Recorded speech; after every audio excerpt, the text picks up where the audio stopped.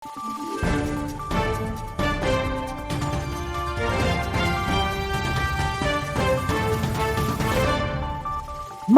araw, Pilipinas! Ito ang Valiente News hatid sa inyo ng Office of the Vice President. Iba't ibang punong kahoy ang sabay-sabay na itinanim ng mga kawani ng OVP BARM Satellite Office, katuwang ang iba pang ahensya ng pamahalaan. Narito si Brian Latasa para sa karagdagang detalye.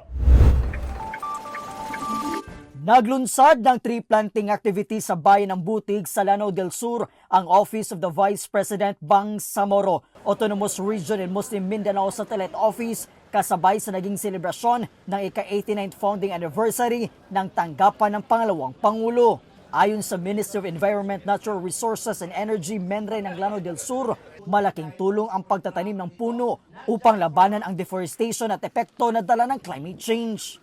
Actually, ang Butig po ay isa sa mga targets natin for environmental protection. In fact, yung mga hotspots in terms of timber poaching ay isa po ang Butig. That's why, alhamdulillah, napili po to ni Office of the Vice President to support yung mga REFO projects natin dito. At maganda dahil ang sumuporta mismo ay ang ating Vice Presidente and nandyan ang ating local government din sa pangunguna ni Mayor Honorable Dimnatang Pansar.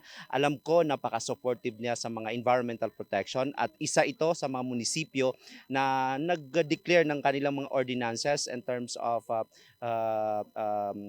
to stop ating illegal logging activities dito. Kabilang sa mga punong itanim ang lawaan, nara, nato at iba pang fruit-bearing trees. Ang mga nasabing puno ay itinanim sa Mount Piagayungan Range na kilala bilang breeding place ng Philippine Eagle. Mahalaga ito dahil isa ito sa mga key biodiversity areas. As I mentioned before, isa ito sa mga breeding ground ng Philippine Eagle. Nagkaroon tayo ng rescue in 2021 dito sa Piagayungan Range, itong sa likod natin. Part siya ng Piagayungan Range kung saan isa sa mga key biodiversity areas in the Philippines. And isa din po ito matatagpuan yung Malaig River na nagsusupply ng water ng tubig sa Lake Lanao. At alam natin gaano kahalaga ang Lake Lanao, supporting at least 7 hydropower and in Mindanao. Mula po dito sa bayan ng Butig, Lanao del Sur, ako po si Brian Latasa, ang lahat para sa Diyos, bayan at pamilyang Pilipino. Valiente News. Pagbabago campaign na isa sa mga flagship program ni Vice President Inday Sara Duterte, patuloy ang pag-arangkada.